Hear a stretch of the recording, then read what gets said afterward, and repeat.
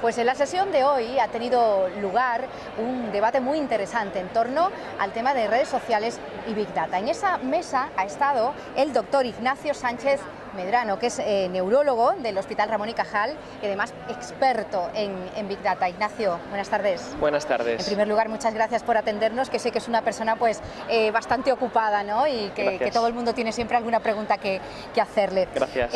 Consideramos que el tema del Big Data es un tema pues con mucho potencial, ¿no?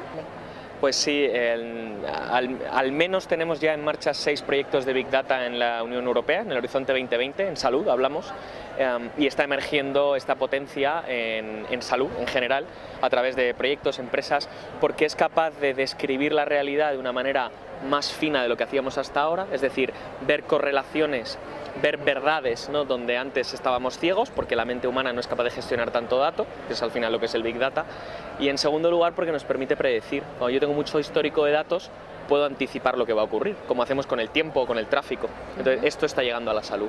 ¿Cómo aplicamos, por tanto, esto en reproducción asistida, por ejemplo?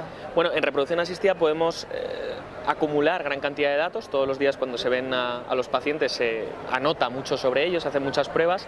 Si nosotros somos capaces de darle todos esos datos a una máquina, esa máquina es capaz de encontrar entre esos pacientes qué los caracteriza, por ejemplo, para llegar a buen puerto, para tener un embarazo, una gestación o no tenerla. Entonces podemos predictivamente anticiparnos y saber qué tenemos que hacer con ese paciente de manera individual antes de que ocurra el suceso.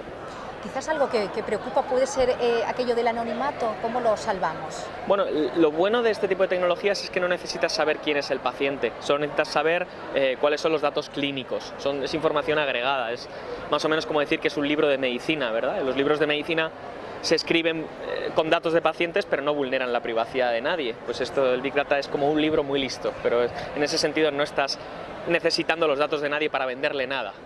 ¿Y cómo se aborda esto con los profesionales? Los profesionales son las personas que primero están generando los datos que tienen que dar a los científicos de datos, data scientists, para que trabajen los algoritmos, por tanto inician el proceso y luego lo terminan, porque son las que reciben de vuelta los resultados de la máquina, de la computación, y tienen que ponerlo en contexto, decir si son válidos, no son válidos, si tienen sentido. Eso solo lo puede hacer un profesional, no puede hacer ninguna máquina. De todo lo que nos permite actualmente el Big Data, ¿qué destacaría, no?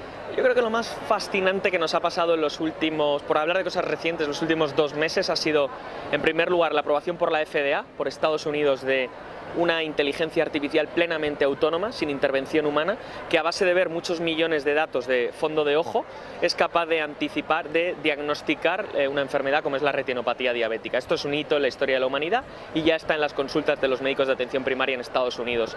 Y la otra cosa que ha pasado es que Google DeepMind, Google ha sido capaz de analizar 200 y pico mil historias clínicas y triturar la capacidad de anticipar mortalidad y reingresos en los hospitales mediante tecnologías puramente computacionales, y eso está pasando ahora, está muy caliente.